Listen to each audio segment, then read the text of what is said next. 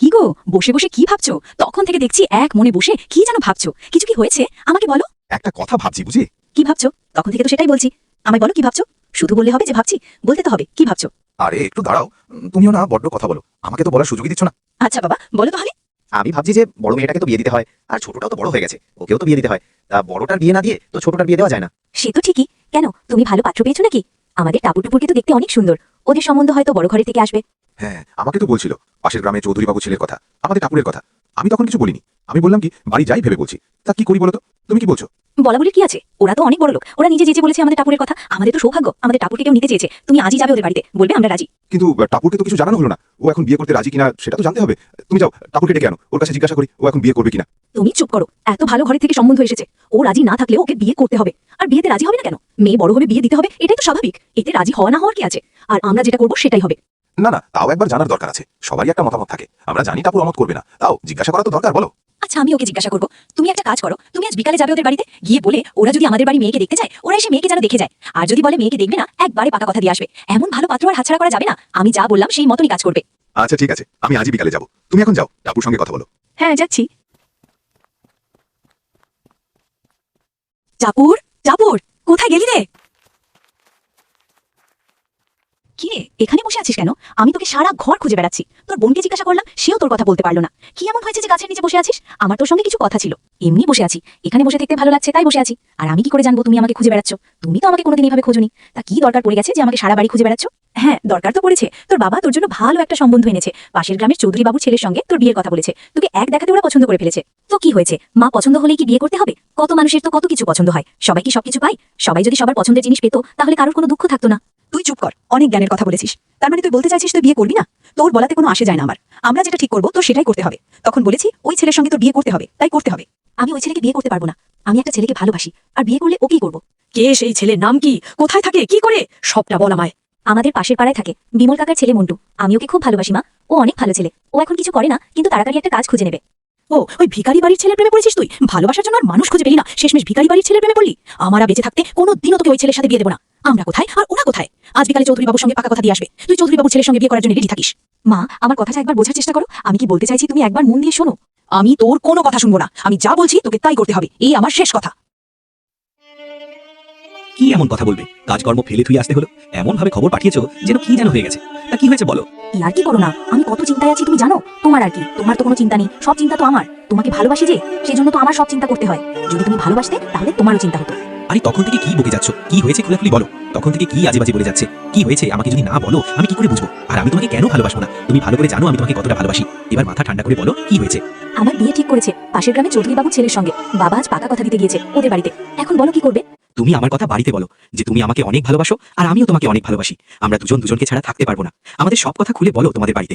তুমি কি ভাবছো আমি বলিনি আমাদের কথা? আমি আমাদের সব কথা বলেছি, কিন্তু মা মুখের উপর বলে দিয়েছে ওরা বেঁচে থাকতে আমাদেরকে কোনোদিনও মেনে নেবে না। এই জন্যই তো এটা তাড়াহুড়ো করে আমি তোমাকে খবর পাঠিয়েছি। আমার তো খুব ভয় করছে। এখন কি করি বলো? আমি তোমাকে ছাড়া থাকতে পারবো না, তুমি কিছু একটা করো। হ্যাঁ, কিছু তো একটা করতে হবে। সোজা আঙুলে ঘি না উঠলে আঙুলটা বাঁকাতে হবে। মানে কি বলতে চাইছো তুমি? হ্যাঁ ঠিকই বলছি, চলো আমরা পালিয়ে বিয়ে করে নিই। তা না হলে তো আর কোনো উপায় দেখছি না। আর একবার বিয়ে হয়ে গেলে ঠিক দেখবে মেনে নেবে।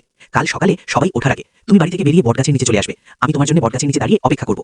আচ্ছা ঠিক আছে, এখন তাহলে বাড়ি যাই, অনেকক্ষণ হয়েছে এসেছি। বেশি দেরি করলে খোঁজাখুঁজি শুরু করে দেবে। আমি যাই, তুমিও বাড়ি যাও। মা, দিদি তো ঘরে নেই। তুমি দিদিকে দেখেছো? আমি তো সারা বাড়ি খুঁজে আসলাম, দিদিকে তো দেখতে পেলাম না। আমি ঘুম থেকে উঠে দেখি দিদি আমার পাশে নেই। তুমি কি জানো ও কোথায় গিয়েছে? না, আমি জানি না। আমি ঘুম থেকে ওঠার পর তোকে দেখিনি। তুই ভালো করে দেখেছিস তো ঘরে? তাহলে মেয়েটা যাবে কোথায় এত সকালে? তাহলে কি আমি যেটা ভাবছি সেটাই হলো নাকি? টুপুর, তুই কিছু বুঝতে পারছিস? হ্যাঁ মা, এখন তো আমি বুঝতে পারছি। দিদি মনে হয় পালিয়ে গিয়েছে, তাই না মা? মনে হয় ও পালিয়ে গিয়েছে। তোর বাবাকে ডাক। আমাদের মুখে চুন কালি মাখিয়ে মেয়েটা চলে গেল। আমি ভাবতে পারিনি ওর পেটে পেটে এত শয়তানি এঁটেছে। কি ব্যাপার, এত সকাল সকাল চেঁচামেচি করছো কেন? কি হয়েছে? তোমার কি না চেঁচালে ভালো লাগে না, না পেটের ভাত হজম হয় না? সকাল সকাল কে এরকম চিৎকার চেঁচামেচি করে বলো তো? ওই দেখ, তোর বাবার কথা শোন। তোর বাবা শুধু আমার সঙ্গেই পারে। আমি যে কিসের জন্য চেঁচাচ্ছি সেটা না শুনে আমার উপর ধমকাচ্ছে। তোমার বড় মেয়ে আদরে দুলালি, সে পালিয়েছে। তোমার আমার মুখে চুনকালি মাখিয়েছে। যদি একটা ভালো ছেলের সঙ্গে যেত, কোনো ভিখারির সঙ্গে গিয়েছে, চাল নেই চুলো নেই, তার সঙ্গে পালিয়েছে তোমার মেয়ে। কি বলছো তুমি? আমি যে কাল চৌধুরী বাবুকে কথা দিয়ে এসেছি, এখন কি হবে? আমার কথার কি কোনো দাম নেই? এখন আমি কি করি বলো? আমার তো মাথায় কোনো কাজ করছে না। তোমারও তো চিন্তা করতে হবে না। বড় মেয়ে পালিয়েছে তো কি হয়েছে? আমি আমার ছোট মেয়ের সঙ্গে চৌধুরী বাবুর ছেলের সঙ্গে বিয়ে দেবো। হিরে টুপুর, তুই রাজি তো? তোর কোনো আপত্তি নেই তো এই বিয়েতে? না মা, আমার কোনো আপত্তি নেই। তোমরা যেখানে বিয়ে ঠিক করবে আমি সেখানে বিয়ে করবো। আমি দিদির মতন তোমাদের মুখে চুনকালি মাখাবো না। দিদি তো তোমাদের কথা একটুও ভাবলো না, নিজে যেটা ভালো বুঝলো সেটাই করলো। জানি তো মা, তুই তো আমার লক্ষ্মী মেয়ে। শোনো, তোমাকে বলছি, টাপুরের সঙ্গে চৌধুরী বাবুর যে তারিখে বিয়ে ঠিক করেছিলে সেই তারিখে টুপুরের সঙ্গে বিয়ে দেবো। আর ওই মেয়েকে আমি কোনোদিনও মেনে নেবো না। গেছে ভিখারি বাড়িতে, বুঝবে ঠেলা। ভালো করতে চেয়েছিলাম, কিন্তু মেয়ে তো বুঝলো না, নিজের পায়ে নিজে কুড়ুল মারলো। তুমি এখন এখানে দাঁড়িয়ে আছো কেন? যেটা বললাম সেটা করো। আচ্ছা ঠিক আছে, তুমি যা বলবে তাই হবে, তুমি যেটা বলবে সেটাই করবো। ঠিক আছে, তাহলে এখন আমি যাই। এরপর ভালো একটা দিন দেখে চৌধুরী বাবুর ছেলের সঙ্গে টুপুরের বিয়ে দেয়, আর অন্যদিকে টাপুর তার ভালোবাসার ছেলের সঙ্গে বিয়ে করে। এটা আমার কুঠির, এখানে তোমার থাকতে অসুবিধা হবে না তো? তুমি মানিয়ে নিতে পারবে তো? তোমার তো এরকম ঘরে থাকার অভ্যাস নেই, তুমি কত বড় ঘরের মেয়ে, একটু অসুবিধা হবে, মানিয়ে নিও। তুমি এমন কথা বলছো কেন? আমি তো জেনে শুনে এসেছি, এখানে থাকতে আমার কোনো অসুবিধা হবে না। এখন থেকে এটাই আমার স্বর্গ। আর সব থেকে বড় কথা, আমি তোমাকে অনেক ভালোবাসি। তুমি যদি আমাকে গাছের নিচেও রাখো তাও আমি রাজি আছি। তোমার কাছে আমি এটুকু চাই, তুমি এভাবে আমাকে ভালোবাসো। সে তো অবশ্যই, তোমাকে ভালো না বেশে যাবো কোথায়? তুমি না অনেক ভালো, শুধু আমাকে ভালোবেসে আমার এক কথায় রাজি হয়ে গেলে আমাকে বিয়ে করার জন্য। এমনকি তোমার মা বাবা বোনকে ছেড়ে চলে আসলে শুধুমাত্র আমার জন্য। আমার তো আসতেই হতো, কারণ আমি তো তোমাকে অনেক ভালোবাসি, সবার থেকে বেশি ভালোবাসি। আচ্ছা ঠিক আছে, অনেক কথা হয়েছে, এখন তো কিছু খেতে হবে, তুমি পোশাক বদলে নাও, তারপর আমরা দুজন মিলে চলো রান্না করি। তোমার যেতে হবে না, আমি একা একা রান্না করে নেবো। তুমি শুধু বলো তোমাদের রান্নাঘরটা কোন দিকে, আর কি কি রান্না করবো এটাও বলে দাও। তুমি কি খেতে ভালোবাসো? তোমার পছন্দের খাবার রান্না করবো আজ। আমার পছন্দের খাবার রান্না করতে হবে না, আর তোমারও রান্না করতে হবে না। তুমি তো কোনোদিনও রান্না করোনি, তুমি পারবে না। আমি রান্না করবো, তুমি পাশে বসে দেখো আমি কিভাবে রান্না করি, তুমি দেখো, দেখবে খুব তাড়াতাড়ি শিখে যাবে তুমি। আমি থাকতে তুমি রান্না করবে, সেটা কি ভালো দেখা যায় বলো? সে আগে তুমি একা একা ছিলে, তুমি রান্না করে খেয়েছো। এখন তো আমি চলে এসেছি, এখন তুমি রান্না করলে সেটা তো ভালো দেখা যায় না। আর পাড়ার লোকে বা কি বলবে বলো? তোমার রান্না করতে হবে না, তুমি আমাকে শিখিয়ে দিও। তুমি শিখিয়ে দিলে দেখবে আমি ঠিক পারবো। আচ্ছা বাবা, ঠিক আছে তাই হবে। দেখি আমার গিন্নি কেমন রান্না করে। অবশ্য রান্না ভালোই হবে, আমার গিন্নিকে দেখতে তো অনেক সুন্দর, তার হাতে রান্না সুন্দর হবে। আচ্ছা ঠিক আছে, তোমাকে আর বেশি বকতে হবে না। চলো এখন রান্নাঘরে যাই, কথাতে তো আর পেট ভরবে না, তাড়াতাড়ি রান্নাটা করে নি। তোমারও তো অনেক খিদে পেয়ে গেছে, তুমি তো খিদে সহ্য করতে পারো না, আর দেরি করা যাবে না, চলো। এইভাবে অভাবের সংসারে বেশ কাটছিল তাদের জীবন। একদিন টাপুর খাটে জল আনতে যায়, ওখানে তার বোন টুপুরের সঙ্গে দেখা হয়। কি চেহারা হয়েছে তোর! আয়নায় দেখেছিস তোর মুখটা? কেমন ছিলিস আর কেমন হয়ে গেছিস! তোর পরনের শাড়িটাও কি মেলমেলে, মনে হয় ফুটপাতের থেকে তোকে কিনে দিয়েছে। কি বা করবে, বড় দোকানে যাওয়ার তো সামর্থ্য নেই। তুই আমার কথা বাদ দে, তুই কেমন আছিস বল? মা বাবা কেমন আছে? মা বাবা ভালো আছে, আর আমাকে দেখে বুঝতেই তো পারছিস আমি কেমন থাকতে পারি। আমার কিছুর অভাব নেই, টাকা পয়সা বাড়ি গাড়ি সব আছে আমার। আমি তো রাজরানীর মতন থাকি, খুব ভালো। চল আমাদের বাড়িতে, সামনেই আমাদের বাড়ি। তুই গেলে তো জামাইবাবু খুব খুশি হবে। তুই এগো, আমি জলটা নিয়ে আসছি। আমি যাব তোদের বাড়ি? তুই ভাবলি কি করে আমি যাব তোর বাড়ি? আমাদের বাড়ির যারা কাজ করে তাদের বাড়িও তোদের বাড়ি থেকে অনেক ভালো। তোদের বাড়ি গেলে আমার মান সম্মান থাকবে না। তোর বর কি করে?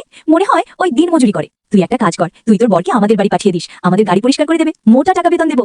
তুই চুপ কর নেহা, তোর সঙ্গে অনেকদিন পরে দেখা হয়েছে, তা না হলে না তোকে ঠাসে একটা চড় মেরে দিতাম। তুই আমাকে বলেছিস, কিন্তু আমার বরের সম্বন্ধে একটা কথা তুই বলবি না। আমার কাছেও দেবতা তুল্য, আর তুই ভালো থাকার কথা বলছিস না, তোর থেকে আমি দ্বিগুণ ভালো আছি। আমার বর আমাকে খুব যত্নে রাখে। শুধু টাকা পয়সা থাকলে ভালো থাকা যায় না, তোরা শুধু টাকা চিনিস।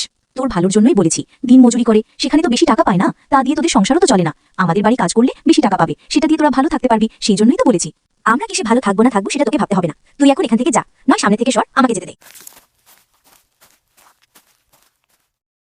কি ব্যাপার, মুখ গম্ভীর করে বসে আছো? আজকে শরীরটা ভালো লাগছে না? না আমার আসতে দেরি হয়েছে সেই জন্য মন খারাপ করে বসে আছো? না সেটা নয়, আজ টুপুরের সঙ্গে দেখা হয়েছিল ঘাটে জল আনতে যাবার সময়। সে তো ভালো কথা, এতে তোমার মন খারাপ হওয়ার তো কথা নয়। আর বোনের সঙ্গে অনেকদিন পরে দেখা হয়েছে, বোনকে বাড়ি নিয়ে আসতে পারতে, বাড়ি নিয়ে আসলে আমাদের দুজনেরই কত ভালো লাগতো। তোমার মতন ভালো মনের মানুষ হলে তো হয়েই যেত।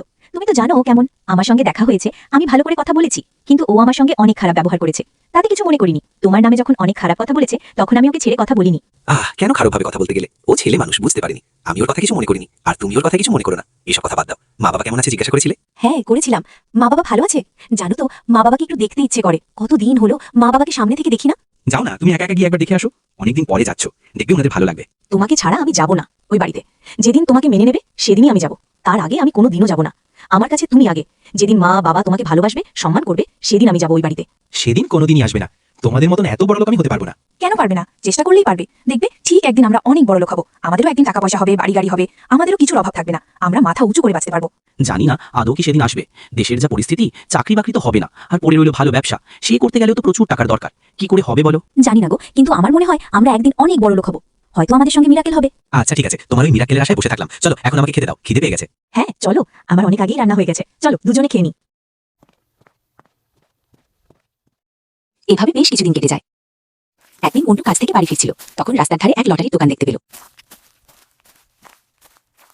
এবং সে ওখানে গিয়ে একটা লটারি কাটলো। পরের দিন সকালে মন্টু লটারিতে কোটি টাকা জিতে নিল।